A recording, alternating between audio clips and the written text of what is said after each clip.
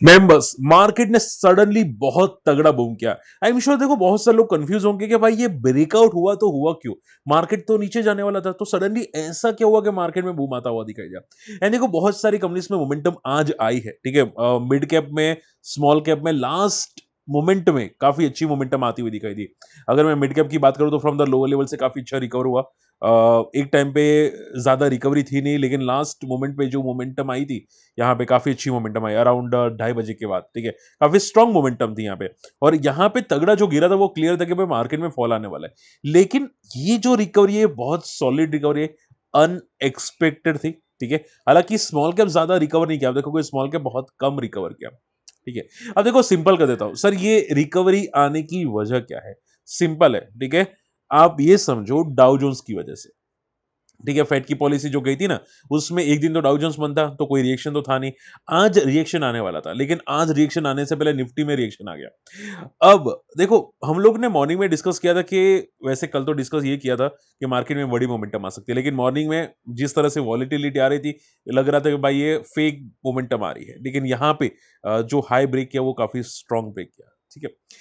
तो देखो मैं आपके लिए यहाँ पे मैं मंडे लाइव आऊंगा दूसरी चैनल के अंदर, तो अगर आप इंटरेस्टेड हैं जरूर ज्वाइन कर सकते हैं, ठीक है। तो आप फ्री टेलीग्राम चैनल को ज्वाइन करना मत भूलिएगा, वहां पे मैं लिंक आपको अपडेट कर दूंगा, काफी चीजें आपको समझ में आएगी वहां पे, ठीक है, मंडे को। ओके, तो वहां पे जरूर आ सकते हैं। ओके, तो शॉर्ट एंड सिंपल में ये मोमेंटम आई है फेड की वजह से, या बोल सकते हैं डाउ जोन्स की वजह से। ये क्या रिकवरी परमानेंट है? आंसर इज नो, ठीक है। अभी क्लैरिटी नहीं है, आप इसको पॉजिटिव मत समझिएगा, क्योंकि अगर मैं वीकली चार्ट देखो निफ्टी का, तो देखो यहाँ पे, ठीक है, ये सिर्फ कंसोलिडेशन कर रहा है। देखो यहाँ पे वीकली चार्ट में कंसोलिडेशन कर रहा है पूरा, 1 2 3 4 5 6, 6 वीक निकल चुके हैं और 6 वीक से मार्केट एक रेंज में है, ठीक है। तो जब तक ये रेंज ब्रेक ना हो तब तक कोई कोई कंफर्मेशन नहीं है। आप ये समझो एक वीक, कोई भी एक वीक एक रेंज को ब्रेक करना चाहिए, ठीक है। अगर रेंज ब्रेक होती है तो मार्केट में आपको मोमेंटम वो डायरेक्शन में आते हुए दिखाई दे सकती है, ठीक है। तो देखते हैं यहाँ पे अभी भी क्लियरिटी नहीं है, वीक आप खुद देख लो, प्योरली साइडवेज मार्केट है, ठीक है। तो आपको आज जो मोमेंटम दिखी वो शायद टेम्पररी मोमेंटम, ठीक है। अगर मान लो टेम्पररी है तो पता कैसे चलेगा?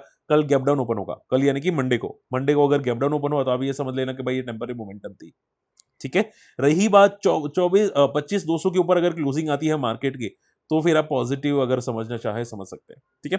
तो अभी के लिए इतना पॉजिटिव समझने की कोशिश मत करना, चलिए। ओके, हाँ देखो आज वैसे ज्यादातर सेक्टर ग्रीन में थे, ज्यादातर स्टॉक ग्रीन में थे। मैंने आज हेजिंग भी की थी, अगर आप देखोगे यहाँ पे मैंने हेज किया था, और अभी भी हेजिंग की पोजीशन पेंडिंग है। जिनको नहीं पता है, मेरा हेजिंग का सिर्फ इतना प्रॉफिट नहीं है, ठीक है। ये 65,000 पेंडिंग प्रॉफिट है। ऑलरेडी मैं करीब करीब 80,000 तक का प्रॉफिट मैं बुक कर चुका हूँ, ठीक है। ये 65,000 पेंडिंग है, और जनरली आप ये समझो कि बैठे बैठे प्रॉफिट मिल गया है, ठीक है। और ये सेम चीजें मैं आपको सिखाने वाला हूँ। आप अगर इंटरेस्टेड है, ठीक है, तो 25 26 को आ सकते हैं। कौन सी? 25 और 26 तारीख के आसपास, ठीक है। तो वहां पे मैं आपको बताने की कोशिश करूंगा, क्लियर। चलिए, मार्केट में आप देखो, अब ध्यान से सुनो, जो बोला वो ध्यान से सुनो। मार्केट में लोग बोलते हैं ना कि भाई न्यूज की वजह से मार्केट फॉल किया, देखो यहाँ पे पूरा वीक मार्केट पॉजिटिव था, इवन जियोपॉलिटिकल टेंशन थे तो भी, ठीक है। पूरा वीक मार्केट ने पॉजिटिव क्लोजिंग दी। तो मैं हमेशा बोलता हूँ देखो मार्केट को बड़े प्लेयर चलाते हैं, बड़े प्लेयर अगर लगता है कि भाई उसको ऊपर ही जाना है, तो भाई कहीं पे भी बॉम्ब फट जाए ना, कोई फर्क नहीं पड़ता, ठीक है। और अगर मार्केट को नीचे गिराना है ना, तो कोई भी छोटी सी छोटी न्यूज आती है ना, उससे भी गिर जाते हैं। मान लो कि भाई कोविड के 10 केसेस बढ़ गए इंडिया में, तो भी मार्केट फॉल कर जाएगा। आप समझ रहे हो? तो हमेशा याद रखो कि न्यूज थोड़ा सा ट्रिगर करती है, बाकी मार्केट को कहां जाना है वो बड़े प्लेयर्स ही खींच के लेके जाते हैं, ठीक है। कभी कभी तो न्यूज तो बाद में आती है, पहले ही मार्केट गिर जाता है। बात क्लियर? तो अभी पॉजिटिव है, सॉरी, अभी मार्केट एक साइडवेज कर रहा है, ठीक है। अभी भी क्लैरिटी नहीं है, ठीक है। चांसेस तो वीकनेस के हैं, लेकिन देखते हैं यहाँ पे। ओके, चलिए। वारी एनर्जीज, अब देखो वारी एनर्जीज आज बहुत तगड़ा मोमेंटम किया। वारी एनर्जीज ने 11% 12% की मोमेंटम की। अब दो रीजन है वारी एनर्जीज की। पहला रीजन तो एफटीएससी इंडेक्स में चेंजेस हो रहे हैं, इसकी वजह से आज मोमेंटम आई है, यानी कि टेम्पररी मोमेंटम है। उसके अलावा भी कंपनी यहाँ पे एक्सपेंशन करी है यूएस के अंदर, तो ये भी बहुत बड़ी न्यूज है, जिसकी वजह से मोमेंटम आपको आती हुई दिखाई दी है। अब देखो वारी एनर्जीज में आप पूछे सर क्या ब्रेकआउट है कि नहीं, मैं आपको बोलूंगा कोई ब्रेकआउट नहीं है। ये सिर्फ और सिर्फ फुल बैक कर रहा है, और कुछ भी नहीं। क्या कर रहा है? सिर्फ और सिर्फ फुल बैक करा है। वारी जैसे देखो एक स्टॉक और मार्केट में अभी लिस्टेड हुआ था, इंडो सोलार, ठीक है। ये अभी रिसेंटली लिस्टेड हुआ था, इसकी प्रमोटर भी वारी वाले हैं, जिनको नहीं पता है बताना चाहूंगा, यहाँ पे देखो वार इंजिस के प्रमोटर है। ये कंपनी पहले 9 रुपए पे ट्रेड करी थी, 3 साल पहले डीलिस्ट हो चुकी थी, अब ये लिस्टिंग हुई है, रीलिस्ट हुई है, और 1600% के तो लिस्टिंग गेन इसने दे दिए हैं। कितने? 1600% के।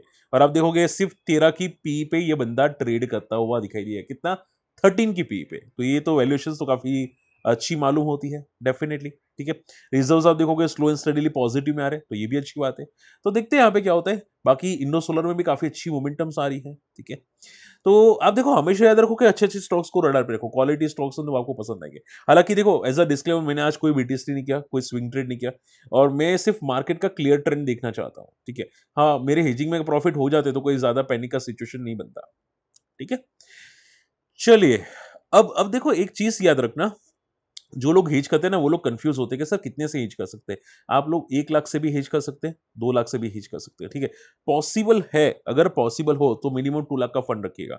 और आप पूछे सर 1 लाख से कहाँ पे किस में होता है, तो जनरली कभी कभी रिलायंस या आईसीसी में, आई थिंक उसमें से जो कम बोलते हैं ना, कम वॉल्यूम वाला स्टॉक होता है ना, वहां पे हेज हो जाती है। ठीक है, जहां पे बहुत ज्यादा मोमेंटम नहीं आती, लाइक आईटीसी हो गया, रिलायंस हो गया, वहां पे कम वॉल्यूम में हेज हो जाती है। हाँ, अगर अगर मान लो स्पाइक्स आते हैं, अगर मान लो आईवी बढ़ जाते हैं, तो फिर उसकी वैल्यू भी बढ़ जाती है। हेजिंग की जो वैल्यू थी ना, 1 लाख से 1,30,000, 1,40,000, और कभी कभी 2.25 लाख भी हो जाती है। ठीक है, तो अभी एचडीएफसी में काफी मोमेंटम आ रही है, तो उसके आईवीज बड़े हैं फ्रॉम द फेड पॉलिसी या आरबीआई पॉलिसी, तो तब से ये अभी 2.25 लाख के आसपास ट्रेड करे। बाकी तो हेज की वैल्यू करीब करीब 1.5 पौने 2 लाख के आसपास ही थी। ठीक है, तो ये बात याद रखिए। चलिए, अब देखो इसराइल ईरान की जो वार है वो अभी भी चल रही है। आप देखोगे यहाँ पे Iran launch fresh missile attack eight Israel. ठीक है, लाउड एक्सप्लोजन होता हुआ दिखाई दिया। ये आज की न्यूज है, लेकिन मार्केट को कोई फर्क पड़ा? कोई फर्क नहीं पड़ा, कोई भी फर्क नहीं पड़ा।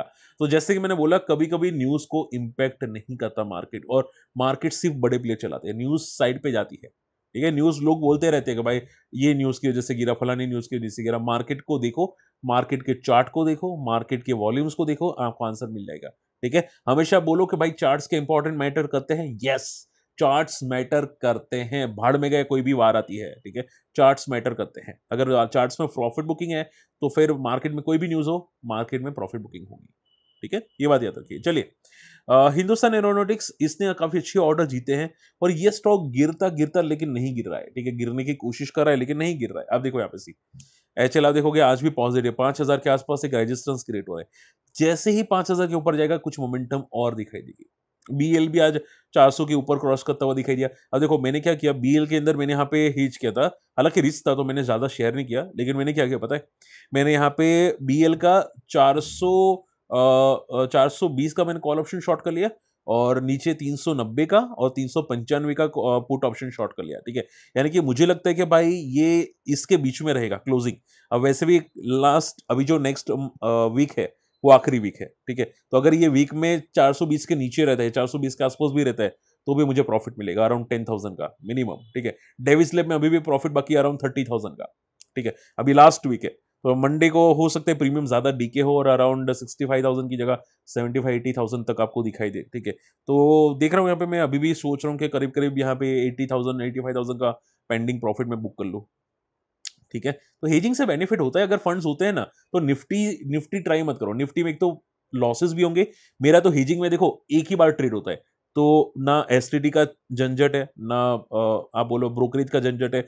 कोई भी ब्रोकर ले लो, कोई फर्क नहीं पड़ता, कोई ब्रोकरेज की झंझट नहीं, क्योंकि ट्रेड पड़ा रहता है। क्या पड़ा रहता है? ट्रेड। ठीक है, तो ट्रेड तो होगा नहीं ज्यादा। ठीक है, तो प्रीमियम डीके का बेनिफिट होगा तो हमको ही बेनिफिट मिलेगा। ठीक है, तो कोई टैक्सेस वैक्सेस के झंझट ही नहीं, एसटीटी ब्रोकरेज कोई भी जात की टैक्सेस की झंझट नहीं। ठीक है, ये याद रखो। चलिए, ओसवाल पंप्स, अब देखो रिसेंटली लिस्ट हुआ था ओसल, आज ही लिस्ट हुआ है। ठीक है, ग्रे मार्केट की सबसे थोड़ा सा कम लिस्टिंग हुआ, उसके बाद ये फॉल करता हुआ भी आपको दिखाई दिया। ठीक है, अब देखो ब्रोकरेजेस हाउस तो बुलिश है ओसवाल पंप्स के अंदर, और अगर मैं आपको वन शॉट में आंसर करूं ओसवाल पंप्स में क्या दिखाई दे रहा है, तो देखो अभी रिसेंटली लिस्टिंग है और क्लोजिंग डे लो के आसपास दी है। क्या? क्लोजिंग डे लो के आसपास दी है, सो इट्स नेगेटिव। ठीक है, थोड़ी बहुत नेगेटिव है। प्लस स्टॉक में अगर बात करें जाए तो स्टॉक की पी कितनी है, प्राइस टू अर्निंग 70 की है। देखो यहाँ पे 70 की पी है। ठीक है, मार्केट में जितने भी सिमिलर काइंड ऑफ कंपनीज है, हालांकि आप देखोगे यहाँ पे कंपनीज पता नहीं कौन सी कंपनीज में है, हालांकि इसका जो काम का ज्यादा है शक्ति पंप्स के आसपास ही आना चाहिए, लेकिन दूसरी जो कॉम्पिटिटर है वो सस्ते ट्रेड कर रहे हैं। ठीक है, तो ये थोड़ा सा महंगा है। देखो कोई खराब स्टॉक नहीं है, कोई कचरा स्टॉक नहीं है। ठीक है, स्टॉक अच्छा है, ग्रोथ अच्छी है, आप देखोगे बहुत तोड़-फोड़ ग्रो करी है, ठीक है? और इसके रिजर्व्स बहुत सॉलिड है, आप देखो यहाँ पे बहुत स्ट्रॉन्ग रिजर्व्स है, ठीक है? इससे बेटर रिजर्व्स बहुत कम होते हैं, ठीक है? तो बहुत अच्छे रिजर्व्स है एंड बोरोइंग भी बहुत कम है, तो ग्रो अच्छी है, प्रॉब्लम क्या है इसकी वैल्यूएशंस, ठीक है? तो आप ये याद रखिएगा, थोड़ा कॉशियस रहेगा। मैंने अभी ध्यान से सुनो, मैंने अभी कुछ देखा था कि भाई एचडीएफसी बैंक या कोई और म्यूचुअल फंड ने बाय किया था, ठीक है, ओसवाल पंप्स को आफ्टर द लिस्टिंग या ड्यूरिंग द क्यूआईपी, ठीक है, लेकिन ये सब कुछ आपको ललचाने के लिए था, ठीक है, आपको ट्रैप करने के लिए था। बाकी बड़े प्लेयर्स अपना डेटा शो नहीं करते, अगर शो कर रहे हैं तो आपको ट्रैप करने के लिए कर रहे हैं, ठीक है, वरना वरना भाई हर डेटा शो करते ना, ठीक है, वारी एनर्जीज का डेटा शो करते, जो स्टॉक रोज ऊपर जा रहा है उसका डेटा शो करते, क्यों नहीं करते? ठीक है, रिलायंस पावर 50 से 75 चला गया, ₹2 से 75 चला गया, ठीक है, पहले ₹2 था ना, तो उस टाइम पे किसी ने क्यों शो नहीं किया? ओके, तो ये शो सिर्फ आपको ट्रैप करने के लिए होता है, ये याद रखिएगा, ठीक है, तो याद रखो, कॉशियस रहो ये चीजें। और उस पंप्स में अभी तो पता नहीं, दिखते हैं, अगर लिस्टिंग का हाई ब्रेक करे तो शॉर्ट टर्म में मोमेंटम आएगी, बाकी वैल्यूएशन थोड़ी सी महंगी ट्रेड करी है। पीएफसी आरईसी देखो आज सडनली बहुत अच्छी मोमेंटम की। अब न्यूज ये आई है कि आरबीआई ने थोड़ी सी जो प्रोविजन की नॉर्म्स थी, ठीक है, जो प्रोविजंस होते हैं ना, वो उसकी नॉर्म्स को थोड़ा रिलैक्स किया है, ठीक है, जनरली जो फाइनेंस कंपनी होती है उनके लिए प्रोविजन भी करना पड़ता है, एनपीए भी, नॉन परफॉर्मिंग एसेट भी करना पड़ता है, ठीक है, तो प्रोविजन थोड़ा सा ईज कर दिया, उसकी वजह से स्टॉक में रैली आती हुई दिखाई दी, लेकिन देखो इससे ज्यादा फर्क नहीं पड़ेगा कंपनी को, ठीक है, तो बस आप ये समझो ये जो रैली थी वो टेम्पररी रैली थी, हालांकि स्टॉक की वैल्यूएशंस बहुत सस्ती है, ठीक है, लेकिन देखते हैं मोमेंटम क्या करता है कि नहीं करता, ठीक है, हालांकि फाइनेंस कंपनी होती है ना तो वैल्यूएशन सस्ती ज्यादा मैटर नहीं करती, बट ठीक है, देखते हैं यहाँ पे ये टेम्पररी अभी पुल बैक आ रहे हैं।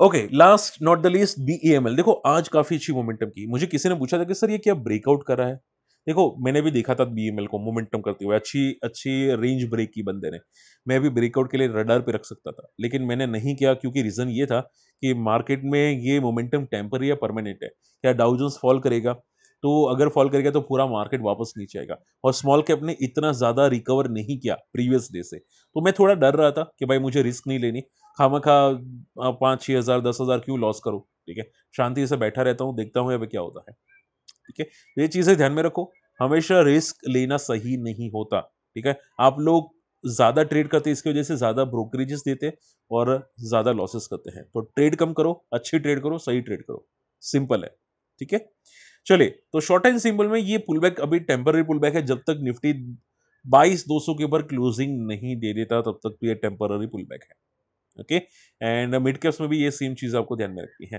होप आज का वीडियो पसंद है, वीडियो शेयर कीजिएगा, चैनल सब्सक्राइब कीजिएगा, और हाँ मंडे लाइव आ रहा हूँ तो यहाँ पे दूसरी चैनल में, तो पहले फ्री टेलीग्राम चैनल को ज्वाइन कर लीजिएगा ताकि मैं उसकी लिंक शेयर कर सकूँ, और आपकी ग्रुप में ये वीडियो शेयर जरूर कीजिएगा, और हमारी कम्युनिटी को ज्वाइन करना है, हमारे लिंक से अकाउंट ओपन कर सकते हैं। मिलते हैं अगले वीडियो में, तब तक के लिए गुड बाय, जय हिंद।